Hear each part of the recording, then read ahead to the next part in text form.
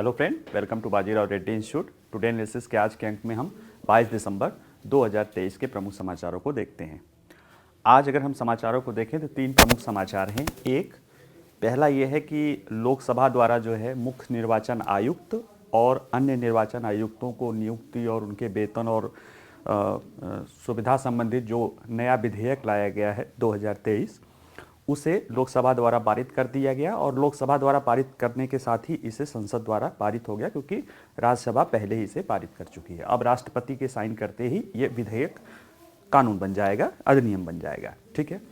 जहाँ तक जो दूसरा मुद्दा है वह है हमारे जो मुख्य आर्थिक सलाहकार हैं जो है आर्थिक मंत्रालय में, उन्होंने एक लेख या एक निबंध लिखा है ख़ास तौर से क्रेडिट रेटिंग एजेंसियों के लिए, जैसे फिच है, मूडीज है या स्टुअर्ट एंड पुअर्ड है। इनके द्वारा जो विकासशील देशों के सॉवरेन क्रेडिट रेटिंग को लेकर जो प्रक्रिया अपनाई जाती है उसको अपारदर्शी, भेदभावपूर्ण और विकासशील देशों के लिए जो है नुकसानदायक बताया है। क्यों बताया है उसमें उन्होंने बहुत सारी चीज़ें बताई है, उसको हम समझेंगे। तीसरा जो समाचार है वह यह है कि चीन द्वारा जो है राष्ट्रीय सुरक्षा का हवाला देते हुए अपने यहाँ से जो रेयर अर्थ प्रौद्योगिकी है, यानी जो रेयर अर्थ के निष्कर्षण के लिए उपयोग करने के लिए प्रौद्योगिकी इस्तेमाल की जाती है, उसके निर्यात पे चीन ने अपने राष्ट्रीय सुरक्षा का हवाला देते हुए रोक लगा दी है। ठीक है, तो हम इसको समझेंगे कि क्या मामला है। आइए एक एक करके समझते हैं। जहाँ तक पहला है, देखिए निर्वाचन आयोग है भारत में। अभी ये मुद्दा जो है निर्वाचन आयोगों का नियुक्ति का मुद्दा जो है पिछले एक साल से, यानी काफ़ी समय से चर्चा में रहा, लगभग एक साल, अब ख़त्म होने वाला है साल।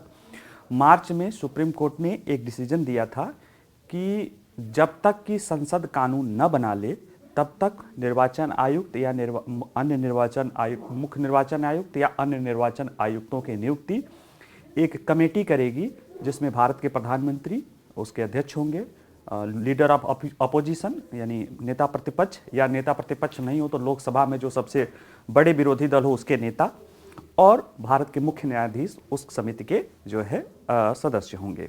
ठीक है।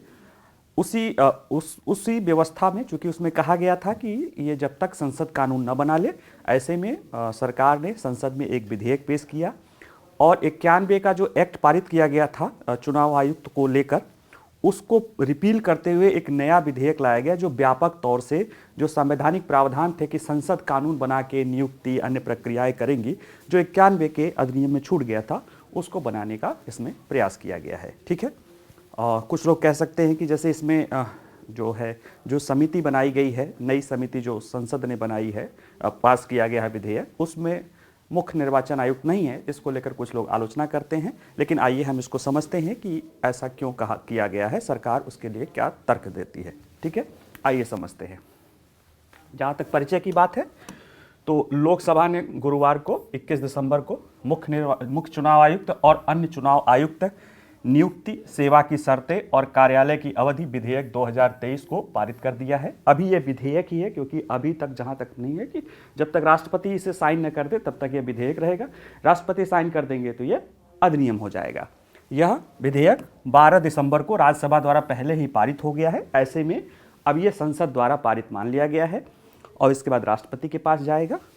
और इस विधेयक में जो प्रमुख प्रावधान है कि प्रधानमंत्री, विपक्ष के नेता और प्रधानमंत्री द्वारा प्रस्तावित एक कैबिनेट मंत्री को शामिल करने वाली एक पैनल का प्रावधान है जो मुख्य चुनाव आयुक्त और अन्य चुनाव आयुक्त के नियुक्ति की सिफारिश करेगा।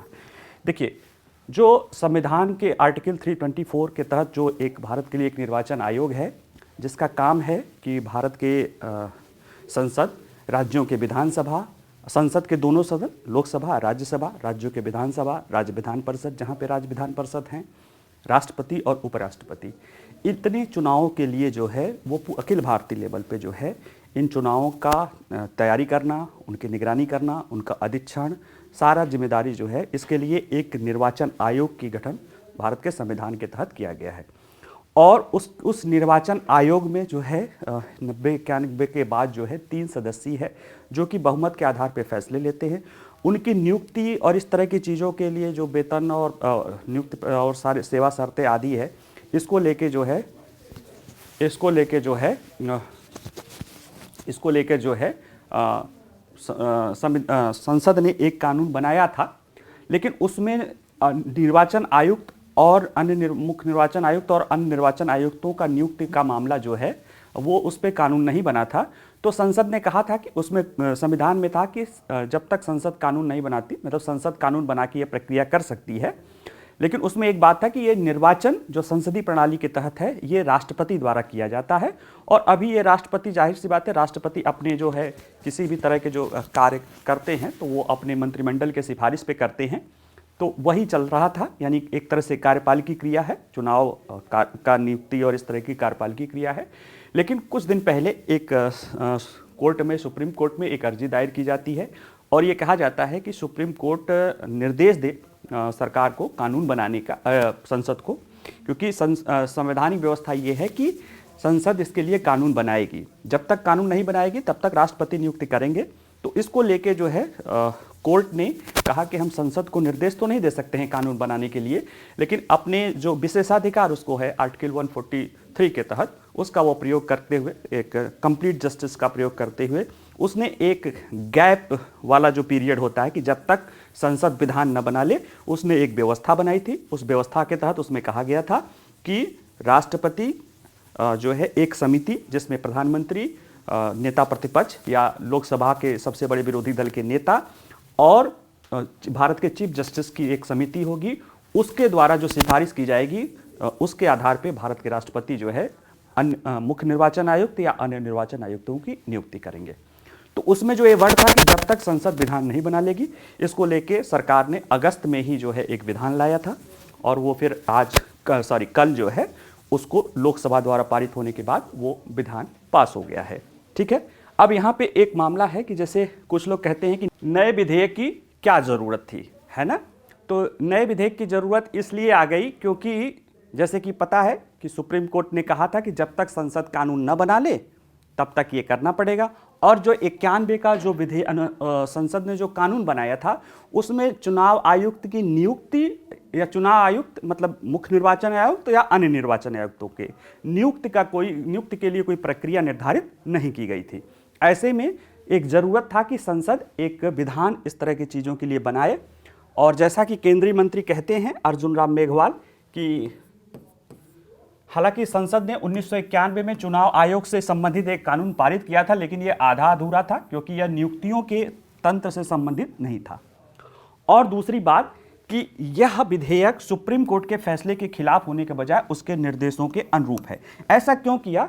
कहा क्योंकि कई लोगों ने कहा कि सरकार जो है सुप्रीम कोर्ट के फैसले को बदल रही है, यानी जो उसमें सिफारिश कमेटी बनाई गई थी उसमें चीफ जस्टिस को बाहर कर दिया गया है।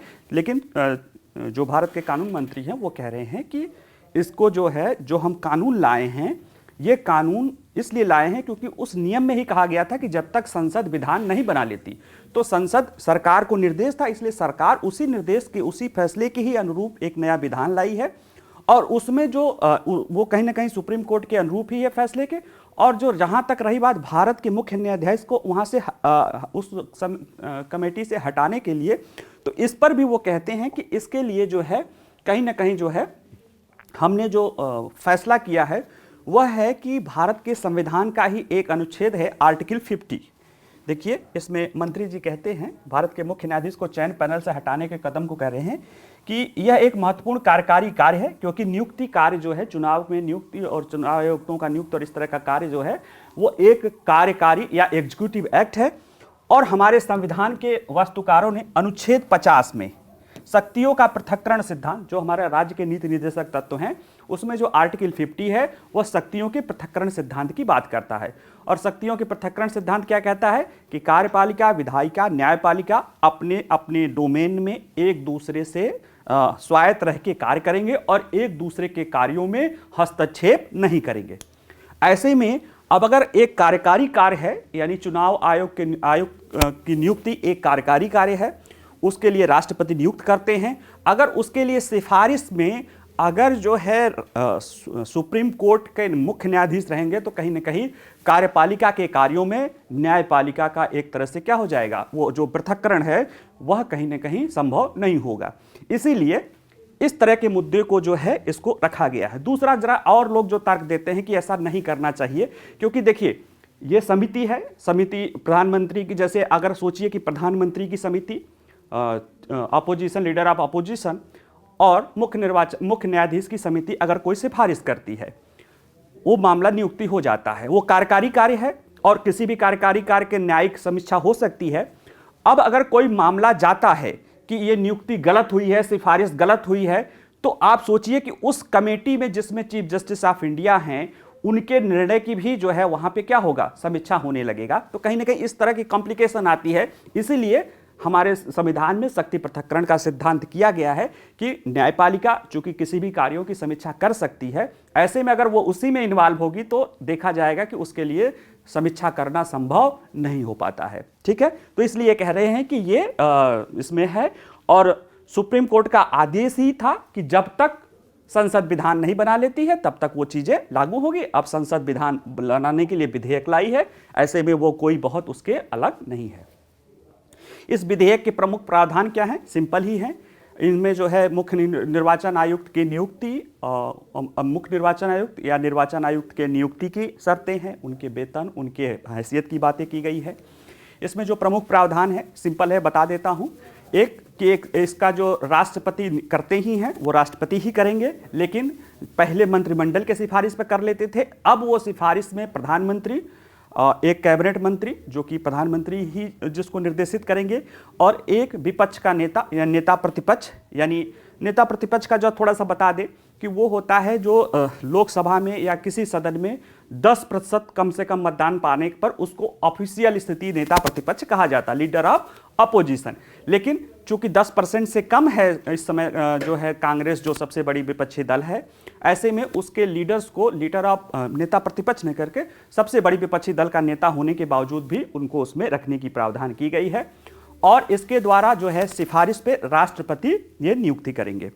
दूसरा, इसके लिए राष्ट्रपति जो समिति है जो सिफारिश करेगी, उसके सामने जो नामों की समिति आएगी, जिन जिन नामों को उसमें चर्चा किया जाएगा, वह नाम कानून मंत्री और 2 सेक्रेटरी और रहेंगे। कानून मंत्री की अध्यक्षता में एक पैनल बनेगा, सर्च पैनल, जो सेक्रेटरी, गवर्नमेंट ऑफ इंडिया के सेक्रेटरी रैंक के अधिकारियों में से ही चुनेगी और उनमें से ये समिति चुनाव करेगी। हालांकि ये समिति सिर्फ उन्हीं नामों में से नहीं होगी, ये उसके बाहर के भी फैसले पर विचार कर सकती है, लेकिन ये प्रावधान है।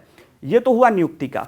दूसरी बात है हटाने का प्रक्रिया। तो पहले से ही विधान में यह है कि इनको हटाने के लिए जो सुप्रीम कोर्ट के जजों के लिए जो प्रक्रिया और जो आधार है, वही प्रक्रिया और वही आधार पे मुख्य निर्वाचन आयुक्त हटाए जाएंगे। जहां तक अन्य निर्वाचन आयुक्तों की है, उनको हटाने की प्रक्रिया जो है उनके लिए मुख्य निर्वाचन आयुक्त की सलाह जरूरी होती है।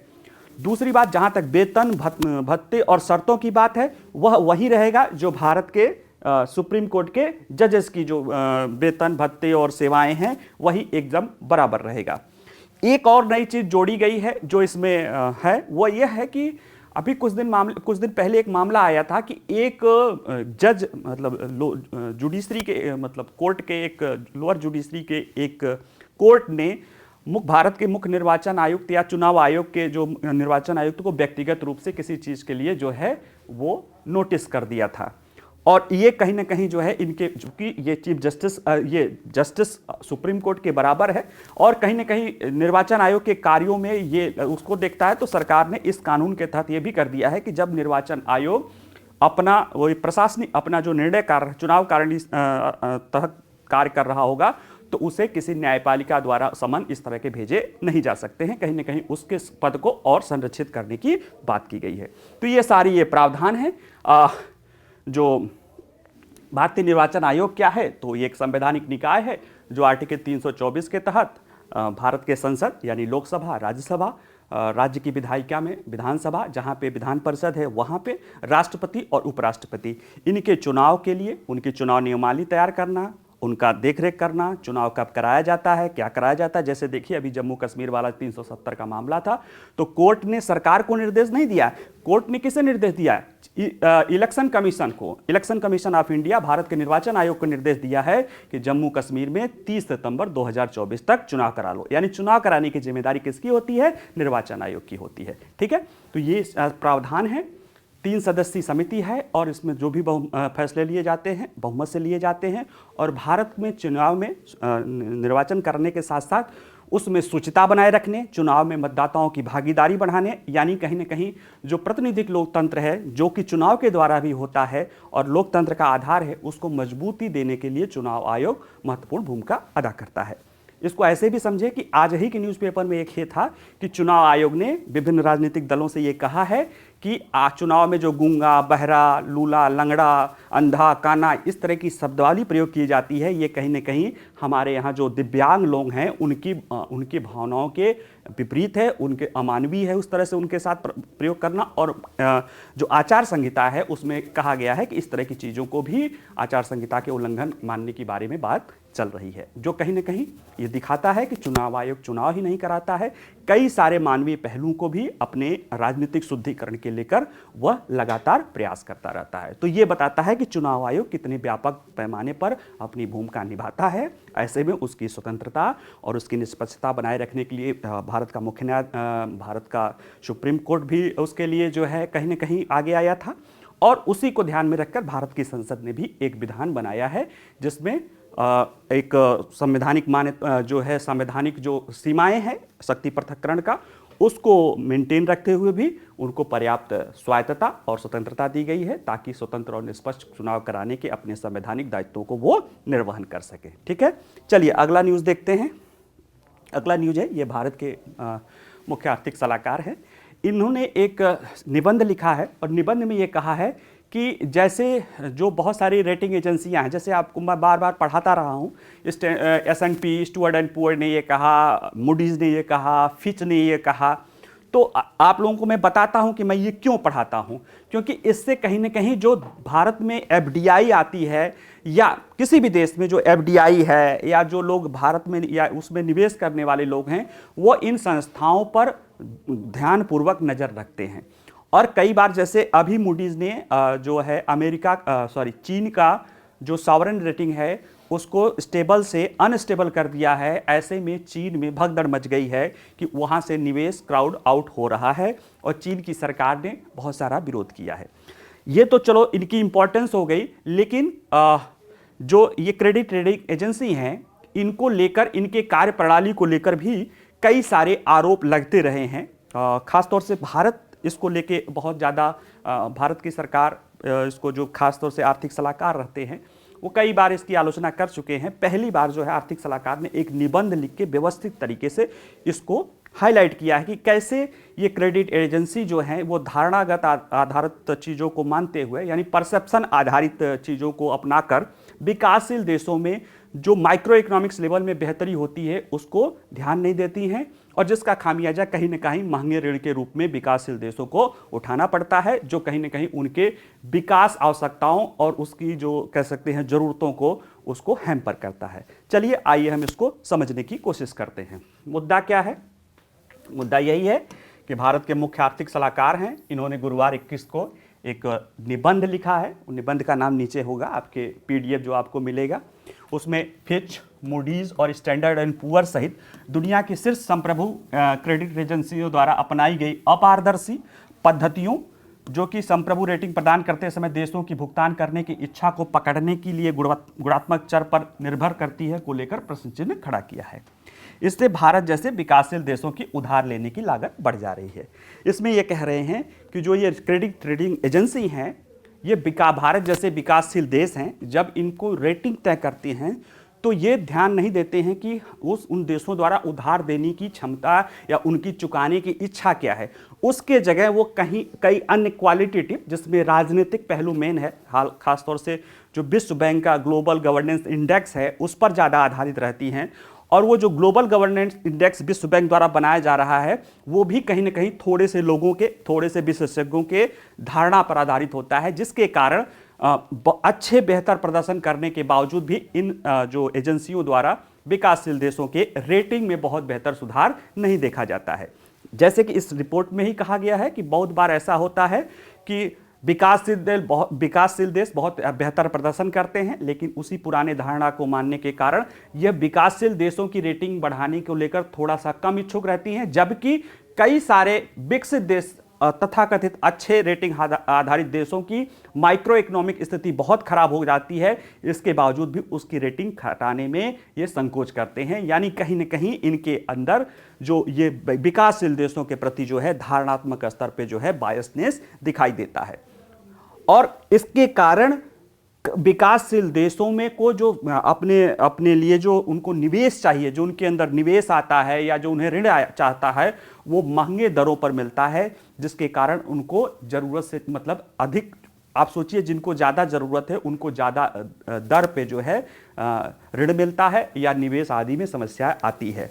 जैसे आप सोचिए कि जो क्रेडिट सिबिल स्कोर है एक निजी संस्थाएं द्वारा बनाई जाती है, लेकिन उस सिबिल स्कोर का जिसका बेहतर है उसको सस्ते दर पे ब्याज मिल जाता है, जिसका सिबिल स्कोर गड़बड़ है उसको या तो ब्याज नहीं ऋण नहीं मिलता है या ऋण मिलने में महंगे दर पे मिलता है। तो इसी तरह से समझ लीजिए कि कुछ इसी तरह की क्रेडिट रेटिंग एजेंसियां हैं जो देशों के क्रेडिट आधार करती हैं और उसके कारण जो है उन देशों को उसी क्रेडिट के आधार पे जो है वैश्विक स्तर पे जो बहुत सारी फाइनेंशियल इंस्टीट्यूशन हैं उनके द्वारा यहाँ के जो बॉन्ड्स हैं, ट्रेजरी बॉन्ड्स हैं या जो एफडीआई है उसमें निवेश आता है।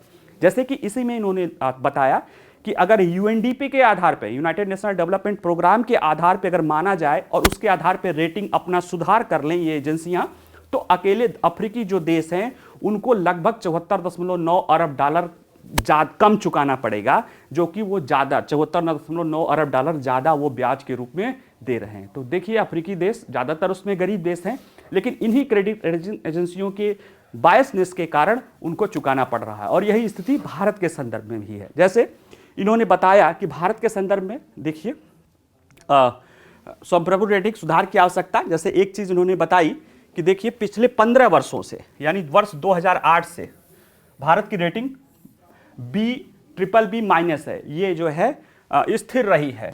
इसके बावजूद यह 2008 में दुनिया की 12वीं सबसे बड़ी अर्थव्यवस्था थी और 2023 में यह दुनिया की 5वीं सबसे बड़ी अर्थव्यवस्था बन गई है। और जितने भी देश हैं जो महत्वपूर्ण देश हैं उनमें सबसे तेजी से लगातार बढ़ती देश है, यही एजेंसियां कहती हैं, यही IMF, यही वर्ल्ड बैंक कह रहा है। लेकिन यानी 15 सालों में हम 12वें देश से अपने इकोनॉमिक करते हुए 5वें पे पहुंच गए हैं। 15 सालों में हमारे जो भी ऋण लिया है उसका समय से भुगतान कर रहे हैं, लेकिन हमारा क्रेडिट रेटिंग क्या है, BBB- ही अभी है, इसमें कोई सुधार नहीं किया गया है। क्यों? क्योंकि ये एक धारणागत चीज़ों से होते हैं।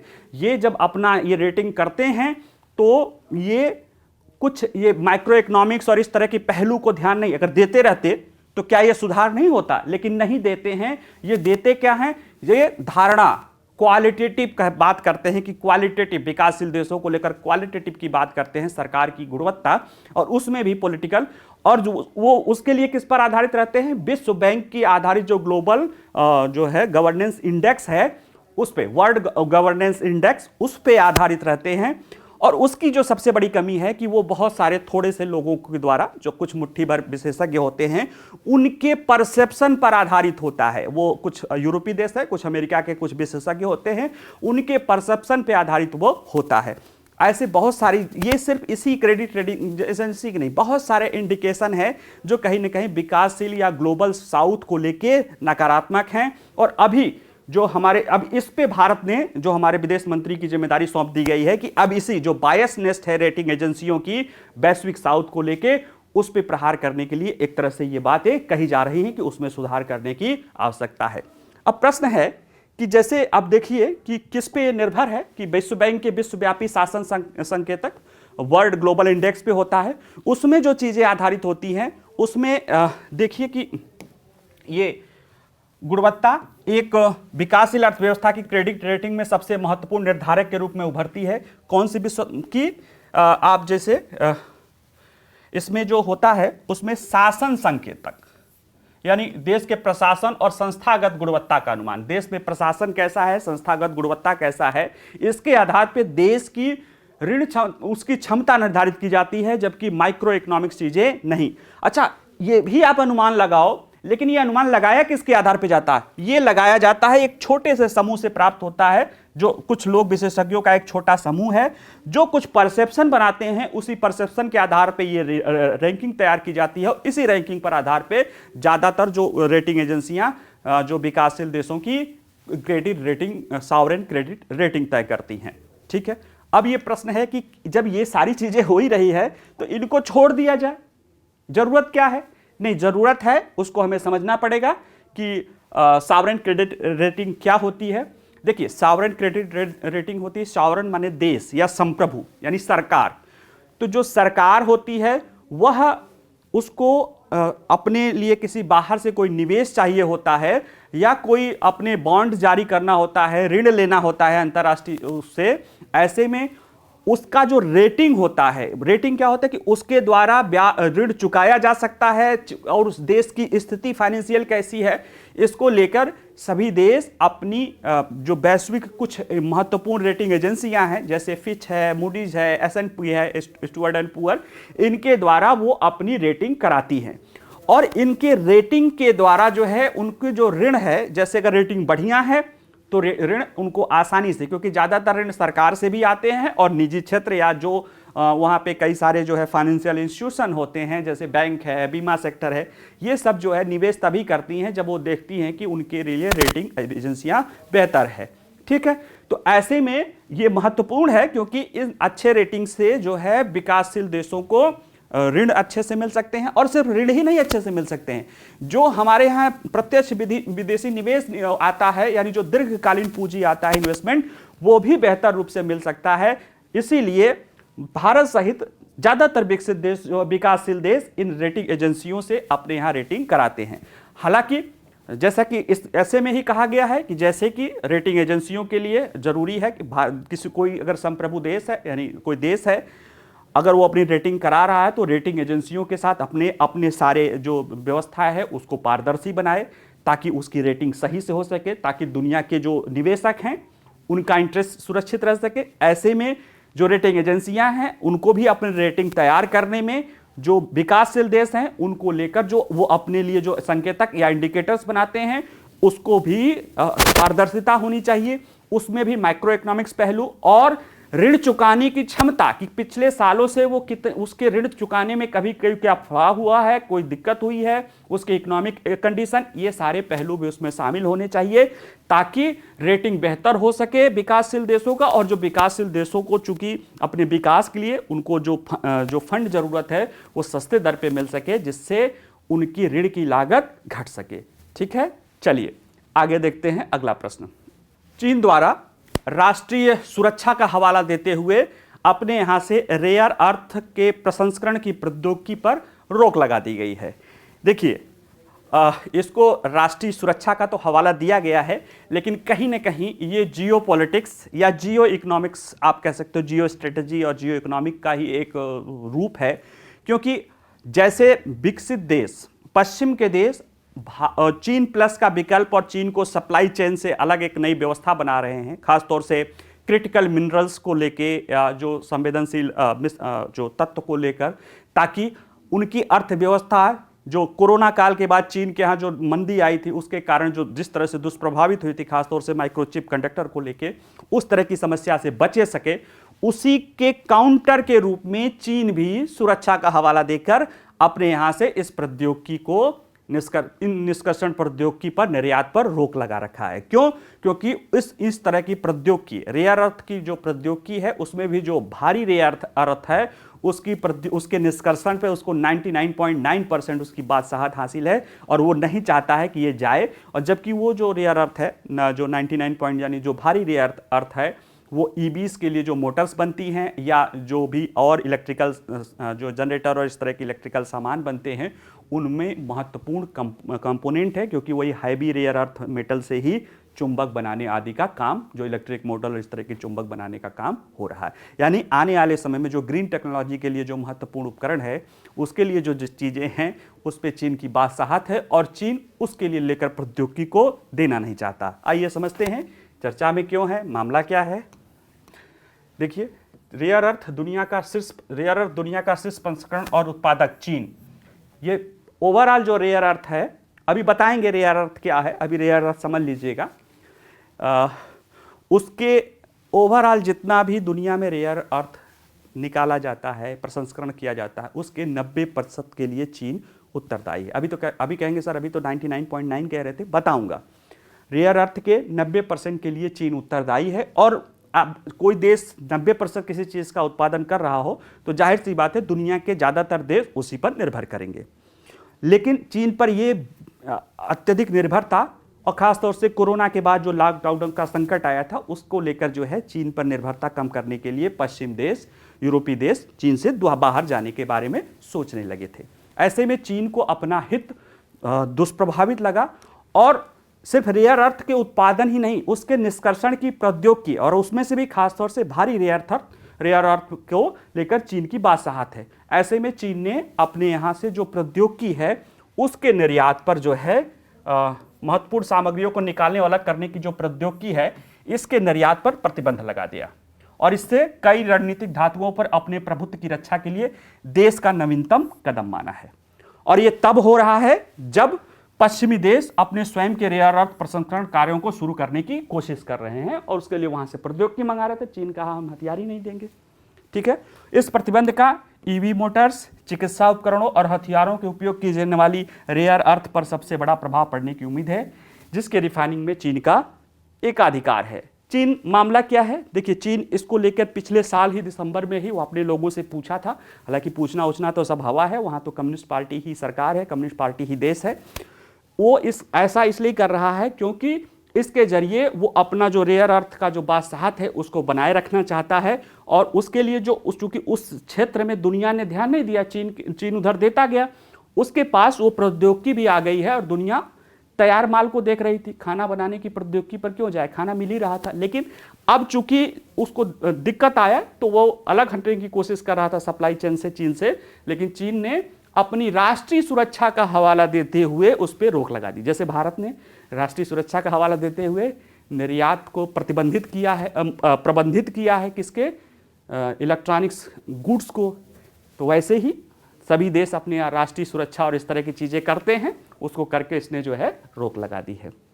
इससे मतलब मामला क्या आएगा, देखिए अभी तक जो रेयर अर्थ है उसके 90% का निष्कर्षण के लिए चीन जिम्मेदार है। उसमें से जो भारी रेयर अर्थ है उसमें दो, हल्के रेयर अर्थ और भारी रेयर अर्थ। जो भारी रेयर अर्थ है उसका निष्कर्षण 99.9 यानी लगभग 100% के लिए चीन उत्तरदायी है और वो ज़्यादा इस्तेमाल होता है किसमें, ईवी में या हथियारों के कंपोनेंट में या इलेक्ट्रॉनिक्स में या मेडिकल, उसमें वो चुंबक आदि के रूप में जो बनते हैं। ऐसे में यानी जो मैग्नेट आदि बनाए जाते हैं, ऐसे में चीन का ये कदम कहीं ना कहीं पश्चिम और चीन के साथ जो तनाव चल रहा है जियोपॉलिटिक्स या जियो इकोनॉमिक्स, उसको और बढ़ाने वाला होगा और निश्चित रूप से इसका प्रभाव भारत पर भी पड़ने की संभावना है। रेयर अर्थ तत्व क्या होते हैं थोड़ा सा समझ लेते हैं। देखिए रेयर से लग रहा है ना दुर्लभ तत्व, तो दुर्लभ तत्व का मतलब ये नहीं है कि ये पृथ्वी पर नहीं पाए जाते। पृथ्वी पर ये खूब बड़ी, पृथ्वी के भूपट्टी में खूब बड़ी मात्रा में पाए जाते हैं। बस इनकी एक समस्या ये होती है कि ये एक जगह बहुत ज़्यादा मात्रा में नहीं पाए जाते। यानी जैसे कोई मिनरल्स होता है वो एक जगह बड़े पैमाने पर पाया जाता है, ये क्या होते हैं, बिखरे होते हैं।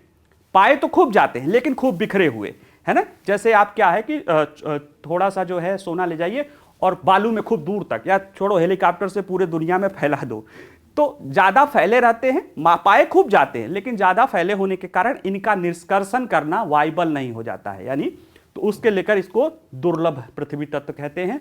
इनका उपयोग जो है कहीं ना कहीं जो हमारे लिए जो वर्तमान की जो ज़रूरतें हैं अर्थव्यवस्था की, उसमें बहुत किया जाता है। जैसे चुंबक मैग्नेट बनाने के लिए, जिसका इस्तेमाल इलेक्ट्रिक वाहनों में, पवन टरबाइनों में, इलेक्ट्रॉनिक्स आदि में उपयोग किया जाता है।